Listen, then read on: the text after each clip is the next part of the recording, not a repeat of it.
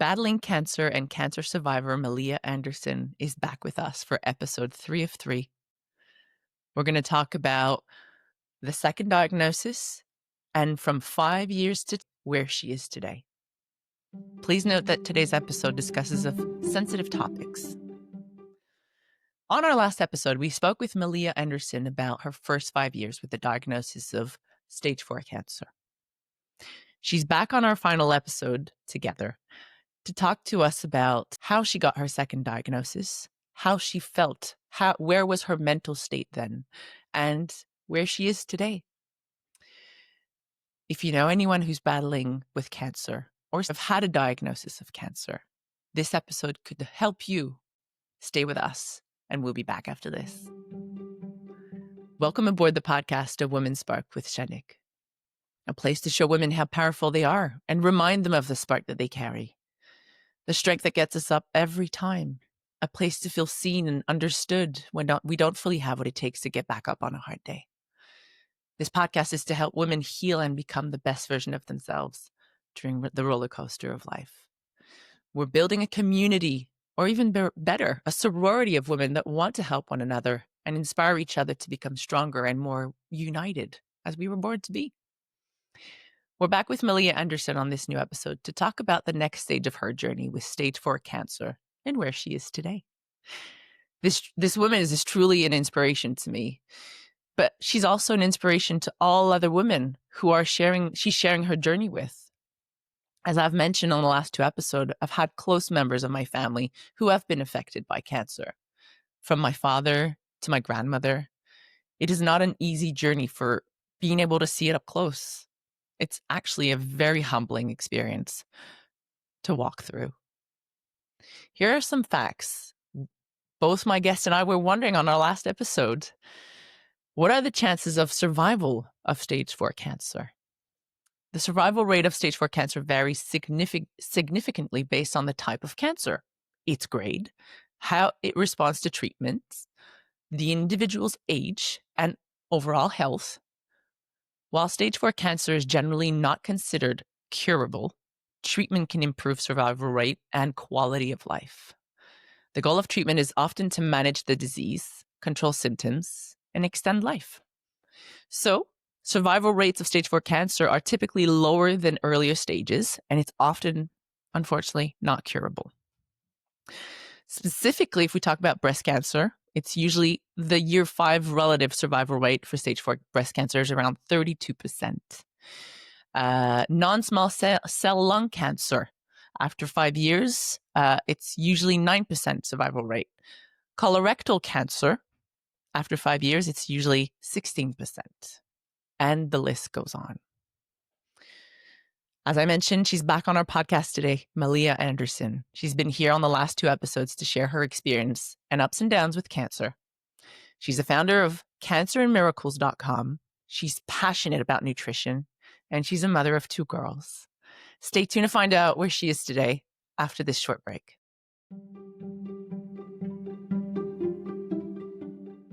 Welcome back to A Woman's Spark podcast with Janik. Today we're back on the podcast with Malea Anderson. She's no stranger to you, listeners, as she has been with us for the last 2 episodes.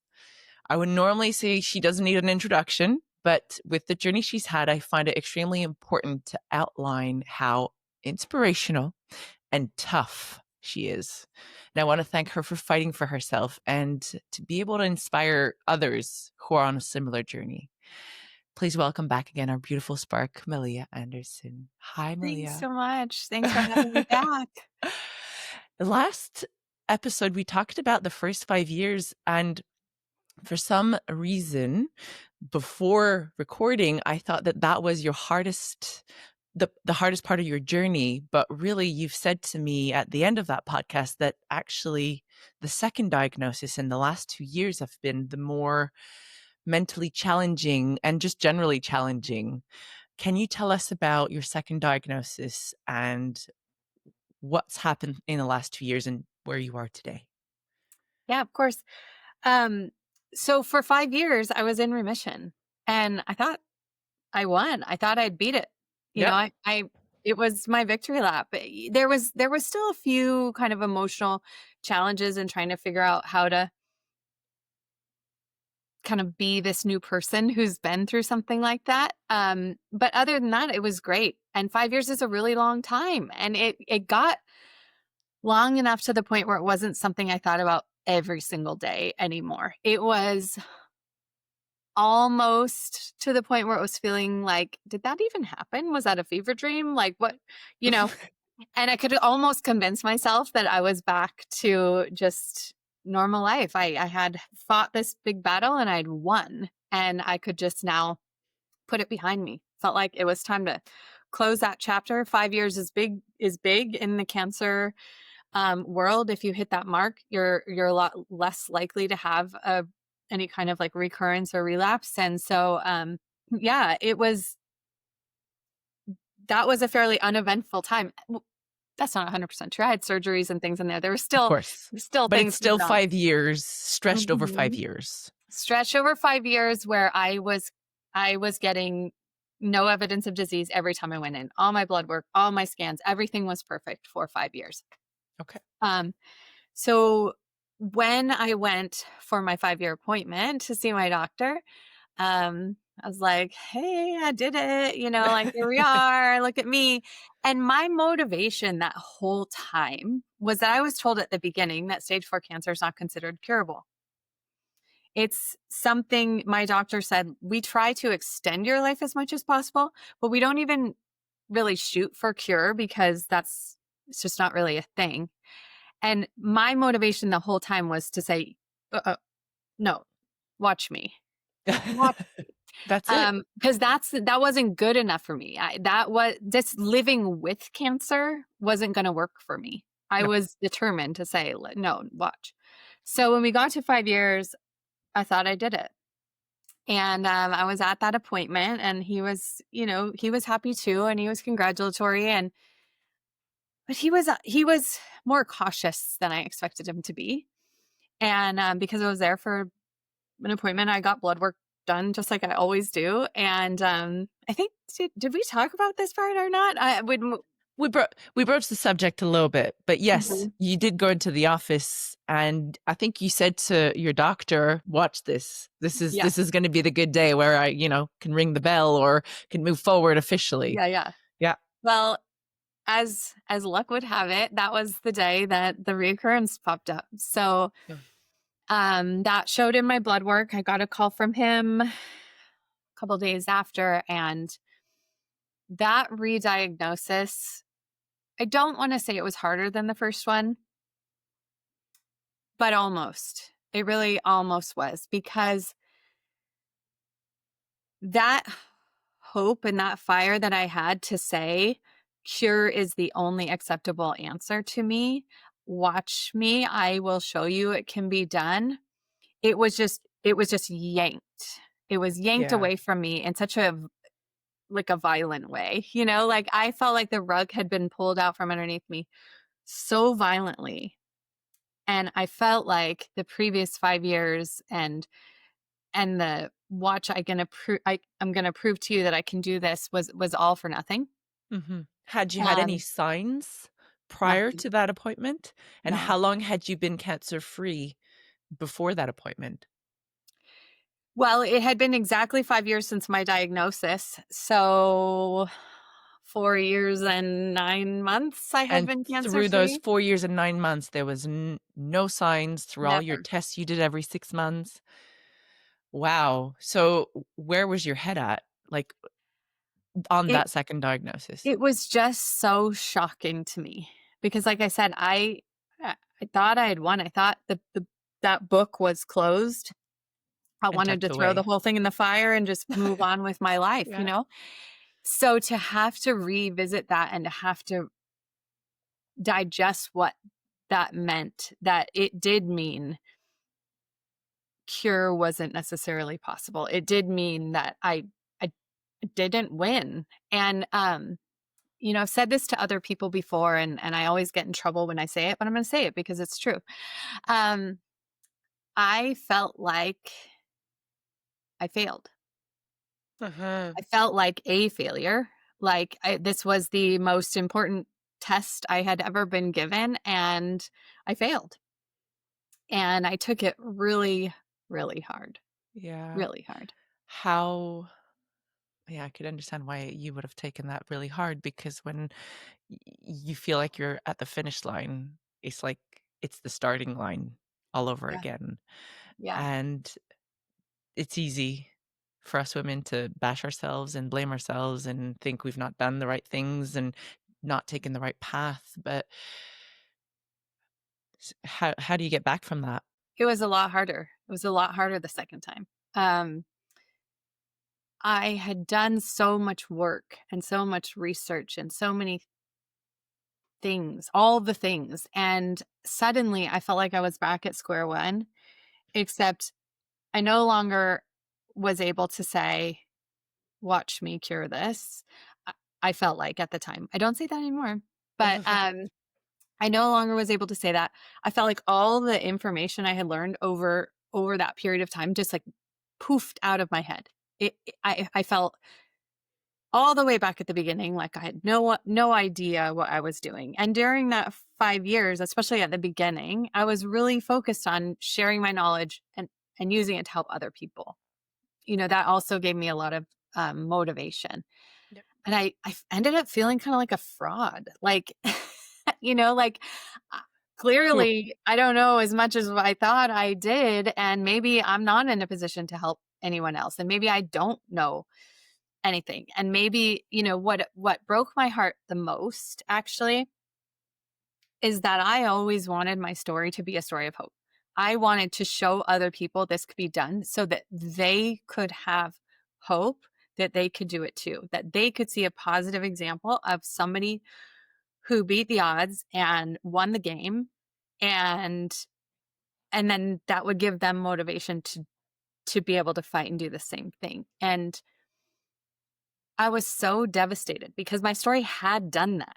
I Mhm. I get I get people reach out to me all the time during those 5 years telling me that it gave them hope, telling me that it gave their mom or their sister hope, and that they've used my resources, that they've used my story, and I felt like if I came out and shared about this reoccurrence, that it would yank that hope away from other people who needed it.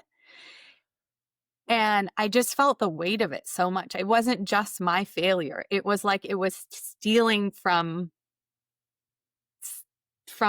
other people too. People And taking the hope away from other yeah, people you had inspired. yeah. And it was soul crushing to me. I felt like such a failure. And it was, like I said, it wasn't just my failure. I felt like I had failed everybody who looked to me for that source of hope. Did you try to post afterwards? And if so, how long after? I didn't for a long time. I couldn't face it. Um, I didn't have the same fire in me the second time around. I didn't have the same motivation to share about it because, like I said, I did at that point, I didn't feel like it would be helpful to share. I felt like it was just stealing hope back that I had already given.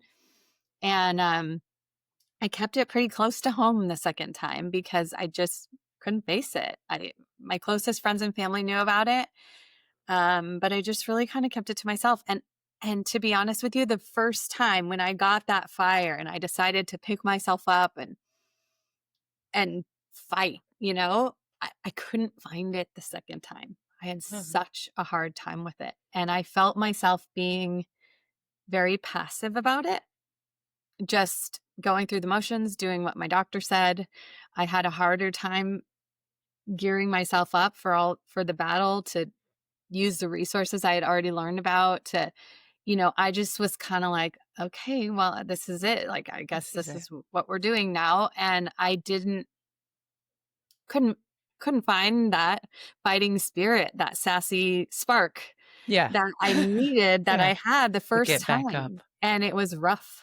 So I wasn't super proactive about it. And for me, action is what gets that positive Gets you going. momentum. And I didn't do it. I didn't have it. I couldn't find it.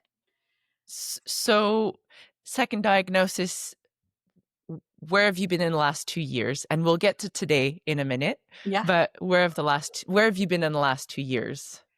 So that second diagnosis happened and I immediately went into treatment. I had to jump right back into the chemo, different kind, different strategy, but still no fun. And I was having a harder time, like I said, adding those extra things to help fight it. I found that I didn't have the energy or the motivation like I had the first time. Um, so I went back, but I did go into treatment. And luckily for me, there was a treatment available that hadn't been available to me 5 years before. It was new, Okay.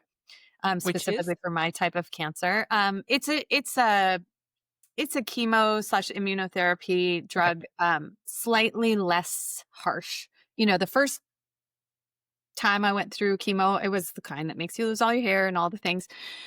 This one, a little bit less toxic overall, a little bit more targeted toward the cancer cells. So Okay. luckily for me, that actually it worked really, really well. So I went through 6 rounds of that treatment, and then I once again was cancer free. Okay. Um, And how long in was that? 6 months later? um, it was about 4 months, Okay. 4.5 months later. Okay. So Uh, good news. it 4 was months in? great. It was really great news. The bad news was that I would have had to stay on that kind of chemo forever. Oh, Um, the okay. traditional kind, the kind that makes you lose your hair, you really can only take it for a short period of time. It's very toxic. This one is less toxic, still very toxic. And I'm a very natural, holistic minded person, and loading myself up with lots of toxins and things is I don't love that. And I would have had to stay on it forever. It also was making me lose my hair, just not all of it. Okay. And that's hard. I mean, I'd already been through it once. We didn't really talk about that. The mental toll that takes is just such a kick in the gut when you're already dealing with cancer and all these things, and then you have to lose your hair on top of it, which Your is part of your dignity and your identity and your beauty. dignity and yeah, all of it. So, I was losing a lot of hair and I just didn't want to keep taking it, especially not at that interval, which was every 3 weeks. Okay. So I got to the end of it and I was cancer free. And I started kind of pushing back on my doctor. And I was like, I don't want to keep doing this so often. Could we maybe start spreading it out? He would reluctantly agree with me, let me do that, let me experiment with that. He said we could push it. And then I just kept pushing and pushing, and I didn't want to start it again. So I pushed it much longer than I should have. We had agreed to push it for 6 weeks, and then I convinced him for 8, and then I convinced him for 12. Well, it ended up being about 8 months, maybe 9, that I pushed it. And that ended up not being a great idea because at that point it did come back again. Okay. So we're right about at this point a year after my second diagnosis, Okay. and it had come back again. So this is now my third time I've had to get the news, you have cancer or your cancer's back. And again, it just sucked the wind right out of my sails. And I, Breaks you every time, and it must break you every time. it does. Ugh. It really does. But that time I was like, I kind of did this to myself because I did push it. I wanted to know how long I could push it before I started seeing any ramifications for that decision. And even though it was devastating, I knew that was a choice I had made. Mhm. But it also told me, okay, I need to get back in gear. I need to figure out what else I can do. I Mhm. now understand that what my doctor can offer is this treatment 'Kay. forever. Yes. And I also know that if I stop taking it, it comes back. It comes back. So So what's the alternative? the alternative is, I knew I had to do something now because I'm not okay with just being on that forever. I'm not okay with just being a passive participant in this journey. I wanted to take back some of that control again. I finally had that motivation. I was like, okay, enough, Yes. enough feeling sorry for myself. I've been feeling sorry for myself for a year now. It's time. Time to get back on the horse and Yep, fight it. Yeah. time to fight. So I started doing research into alternative cancer clinics. Um, and I just kind of knew I needed a kickstart. I knew I needed I knew that the holistic things needed to be added back in, but the first time I was doing that all on my own. I didn't have it much guidance or help from a professional. I was just throwing everything at it and that Mhm. I could think of. And this time I was like, this is it. I really, if I don't want to live like this forever, to me, it felt like the position I was in, knowing that I could treat it, but then it could come back, and then I could treat it, and then it could come back, and it felt like a game of whack-a-mole. You know that Ugh, one where you never hit the ending. yeah, There's always and something popping out. and I just felt like, "Okay, this I'm gonna be playing whack-a-mole with this thing forever." And eventually, if you've ever played that game at an arcade or whatever, eventually you Yeah, lose. It doesn't go on forever, and that's what it felt like to me. It's like, I can keep playing whack-a-mole with this maybe for years, maybe for many years, I don't know, but it's yeah. whack-a-mole until eventually I will lose. Mhm. And I was like, "No, no, it's not gonna go down that way." I I'm just gonna have a refuse. lot more hammers in my let me arm myself with all the hammers I can get to Yeah. finish this off. Yeah, so I can hit all the All of them holes at the at the same same time. time. So I started researching, and honestly, a lot of amazing things happened to kinda let this be possible, but, ultimately, I decided to go to an alternative cancer clinic in Mexico. Yes. Okay. Um, They have a lot of great alternatives they over really there. do. They Yeah. really do, and I did a ton of research. I had actually learned about this clinic at the very beginning, my first diagnosis.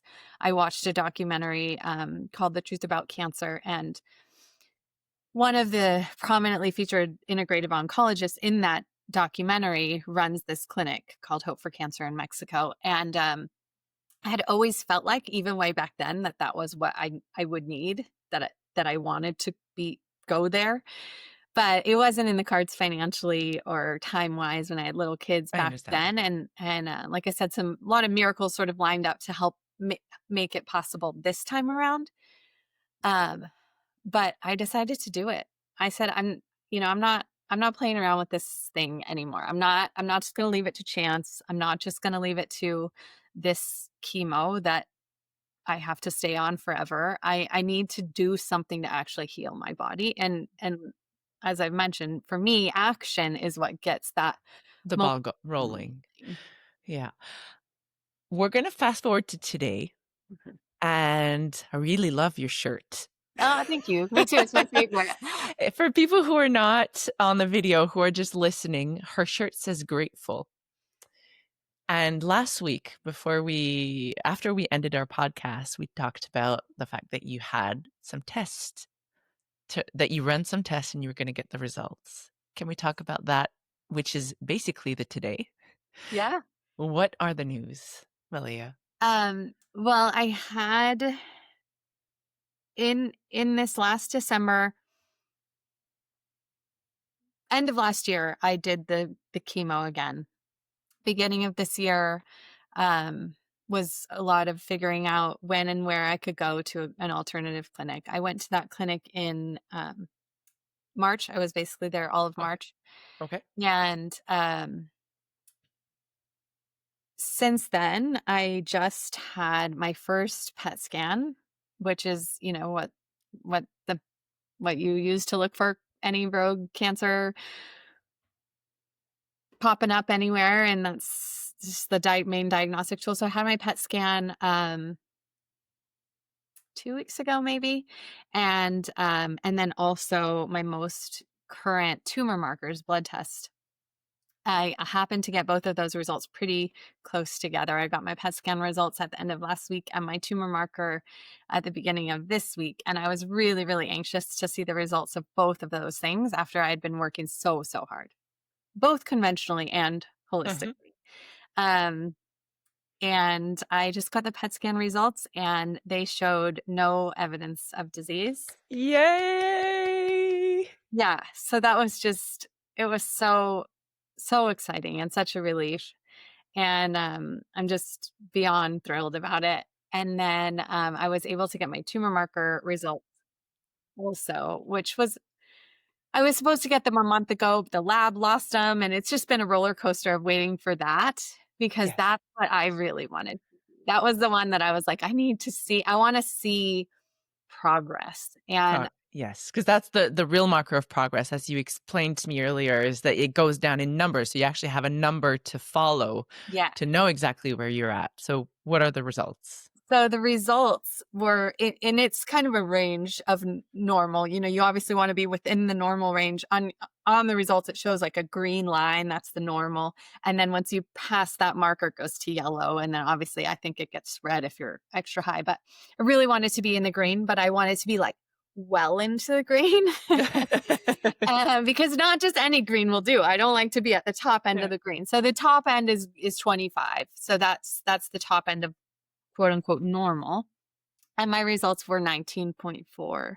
Very So good. I was just absolutely thrilled. I really wanted to see a number in the teens because I felt like that would mean that I was well within the normal range.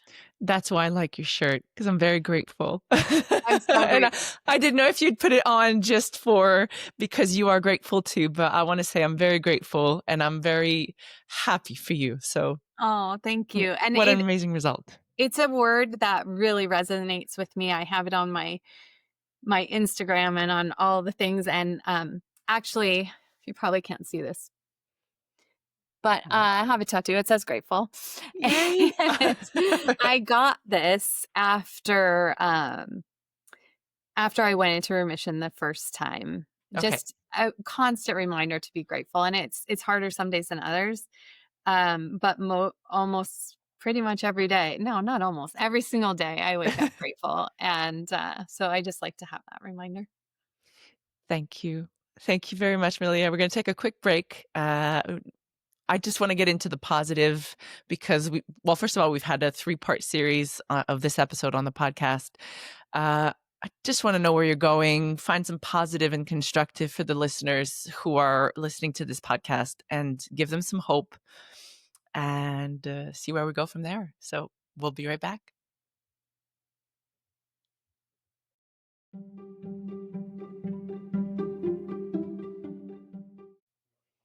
Welcome back to the Women's Spark podcast with Janik. We're here with Malea Anderson.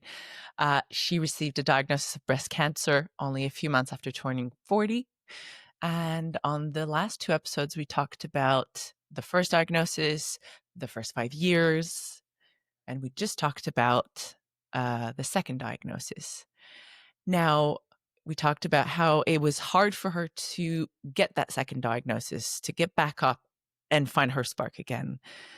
She had lost hope, and we know that today she's had some good news. Welcome back, Malea. Thank you. So you had lost hope.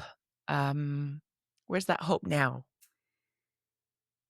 It was really hard to find it for a long time. I felt like I'd let myself down, felt like I'd let my family down, felt like I'd let down my audience, whoever had been following my journey. It was hard. I kind of just wanted to crawl into a hole, honestly. And it did make me lose my motivation because I was starting to wonder if it was even possible anymore. And it was different. It was different trying to digest it and finding that same spark. But eventually it did come because I'm not the kind of person who can sit around and not do something. I don't like sitting around feeling sorry. I don't ever want to be looked at like a victim. I Mm-hmm. hate when people feel sorry for me. And I know this is a situation where they do feel sorry for me. And I don't like that. I would rather them feel inspired or motivated or, I like receiving support from people, but I don't want pity. That Yes. that doesn't feel good to me. So I just felt exhausted. The energy that it would require to find that much fire and passion again, I just didn't have it second time around. I felt like I'd used it all the first time. And When did you find the hope again? yeah, it was in deciding to do something different. It was when I finally realized that the game of whack-a-mole was happening, and I just knew I couldn't live like that. And that was what gave me the spark back. The first time I was like, I'm going to prove this can be done. And the second time was just like, I have to take some action here. I have to take some responsibility. I have to stop feeling sorry for myself and I have to start doing something about it. That's what motivates me. And I'd mentioned that I hadn't shared the news that it had come back with anyone outside my like sort of immediate circle and Yep. people that I see in real life on a day-to-day basis, and not even all of them. Um, but when I decided to go to Hope for Cancer, I knew I was going to want to share about that journey because I also knew that that would be super helpful to others. So I said, all right, well, gonna have to bite the bullet and I'm gonna have to Uh-huh. put this out there. And I was embarrassed. I was a little bit ashamed. And but I did. And of course, once again, the support was overwhelming. And people are just so amazing and so supportive. And nobody said, gosh, how dare you take away our hope or what a failure or anything like that. Everybody Of said, course not. you're so inspiring because here you are facing this challenge again and rising to the occasion again. To And try to inspire us as well at the same time. yeah, and I think that gives me motivation. Making it not all about me is also really helpful. So for me, I need to take action. I need to get up, dust myself off, and figure out what to do about it. And then it also really motivates me knowing that I can show other people that this can be done. And I can provide hope by showing an example of someone who's just not really willing to give up, who's willing to do the research, do the work, find a way to do something. Yeah. Because I think, especially when it comes to cancer, people just kind of think that there's not much you can do, but there is. And I think that taking action is what creates a positive momentum and a positive mindset and a positive outlook, and I think that those things are required, honestly, if you want to fight. Yeah. Um, what positive has this whole journey taught you about yourself? This journey has taught me that I'm a fighter for Mm, sure. I guess I didn't really know that about myself before. okay. I didn't really know. I do know that I'm the kind of person who sets my mind to something and then I don't really give up. But I never really saw myself in this light. I never saw myself as someone who would just like say, "Absolutely not, cancer, you messed with the wrong girl." But that's who I am, as it turns out, and, I'm pretty proud of that. I'm pretty proud of being a person who is just not gonna take no for an answer. I'm not gonna just curl up and let things happen to me. I'm gonna figure out a way to do something about it. Mm, So, that's what I would say I learned about myself, and also that I really am a very positive person, and I am somebody who's gonna try and reframe things and find a way to make it positive even when it's something that is so devastating like cancer. yeah. S How do you wanna make your mark now, Malia? Where do you see yourself in this next phase? I think doing what I'm doing, I just wanna find a way to refine it. I wanna keep helping people. I wanna keep showing people that it can be done. I wanna keep providing both resources and inspiration. I think that when it comes to cancer, hope is something that can easily people can easily lose sight of it.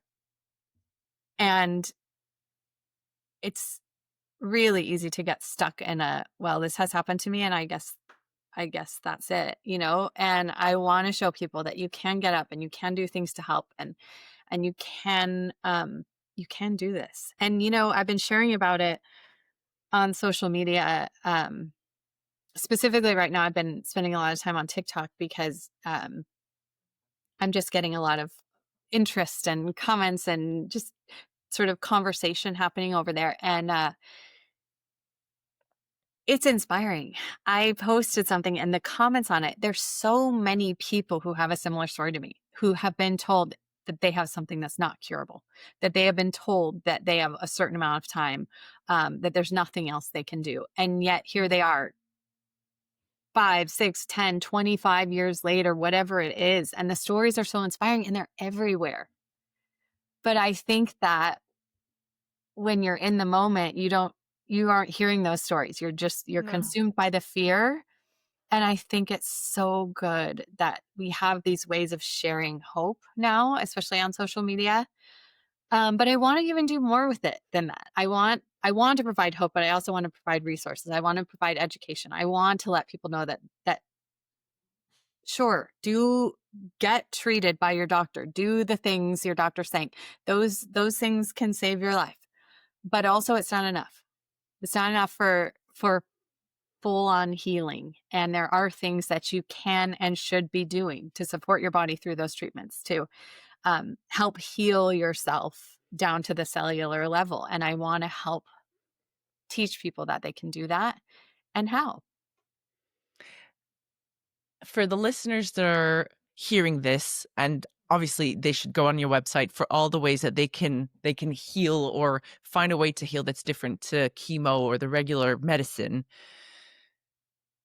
For someone who's really down from having that diagnosis, what's your advice to them? What's the one thing that you would advise them on how to get their spark back? Because I feel like it resonates with a lot of people. And I feel like it's a theme that's been coming back over the last 3 podcasts, that it is a journey that goes up and down and up and down and up and down. And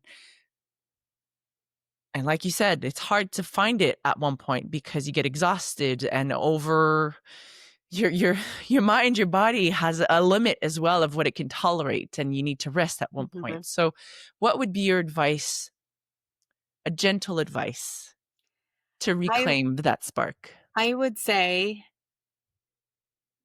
that it's to take action. And by action I mean find one little thing that if you're in the midst of it and you're in the midst of the grief or the fear or the down parts where you're feeling exhausted, where you're feeling like you don't have that spark, it's just find one thing and take action.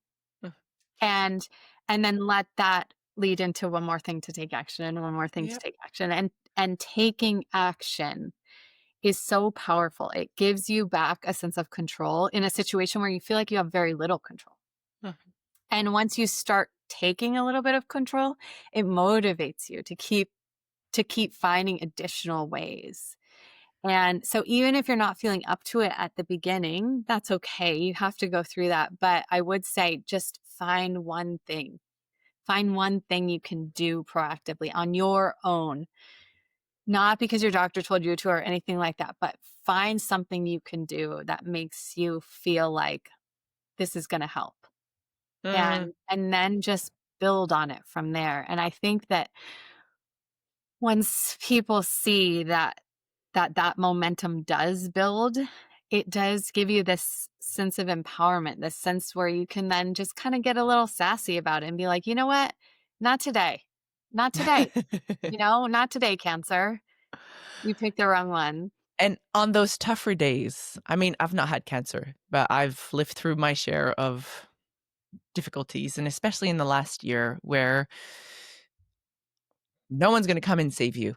You've got to fight for yourself, and Yeah. you got to keep finding that little something that's going to get you back up. I would invite everyone to follow inspirational people like yourself, because the little quotes, the little videos, the little uplifting messages that you provide, those have an impact, because those are not necessarily your website, because my journey wasn't on cancer, but my organic messages I was getting on social media, that they were providing all those little quotes that gave me that little boost of uplifting moments to go like, okay, I can do this. I can get back up. I can stand up today. I can get dressed. I can move on. So I would like to invite everyone to follow cancerandmiracles.com, which is your website, and also follow the same social medias under the same name without the .com, Yes. because those little uplifting quotes, uplifting videos, they matter. They really matter for having watched them over the last year in a hard time in my life. And so what you do matters, Malea. Even if it's a small video of 10, 15 seconds. And, It, sometimes they feel silly. Sometimes it feels silly to put them out there because it's such a big topic and it's such a big, scary thing. But, I made this one video on TikTok where I just was basically like, just shaking my head about being told that it can't be cured. You have to kind of get like this sassy attitude about it. You and have find to some kind of, positive as well, yeah. right? And Because, it's surprising. This was maybe I don't know, not even a 6-second video. And it so many people, I mean, that video has thousands and thousands and thousands of comments, and people are saying this is providing hope. And all I'm doing is just shaking my head, in this video because it's just like, not today, cancer. yep, I also one time, way back at the very beginning of my journey, when I first started sharing about it on Instagram, I posted a quote and it says, "It's okay to fall down and lose your spark. Just make sure that when you get back up, you rise as the whole damn fire." yes. And I just loved it. And it's so perfect for your podcast too. Like we have to have that spark, but it's not there all the time. We all No, have tough days and we all have down moments. And sometimes our tough days are many days or weeks or months or years. But yep, that spark, it never goes away. It's just sometimes it gets buried in there under our circumstances. But you have to then one day say, okay, enough is enough. And I'm going to yeah. rise up, and I'm going to rise up as the whole damn fire, and I'm going to take back this control. Thank you oh so very much, Malea, for sharing your journey of the last 7 years on those 3 episodes. I Thank you. know it's helped other women. And thank you very much for sharing also your social media, because as I said earlier, they might be little blips, but those little blips in someone's hard day is what will get them to find their spark again. So I hope you continue to do them and continue Yes. to Thank you. share your journey with everyone. Thank you so much. Thanks for having me. This has been awesome. Thank you. To all you fighters and warriors out there, get inspired by Malea's story and keep focused on how you are important and you matter too. Keep fighting. And you know what? If one day you can't get up out of bed, it's okay. But go on her website and get inspired by those little videos and quotes, and they will help you. So thank you very much, Malea. Thank you, all listeners. This is it for us for today. Tune in every week on your favorite podcast platform. And if you want to get involved with the Be Guided, Be Inspired community and you want to share what kind of experience you've gone through, meet us on the platform at www.beguidedbeinspired.com and write us and we'll connect together. So thank you for listening. Keep shining, you beautiful women. See you next time. Love to you all. Bye.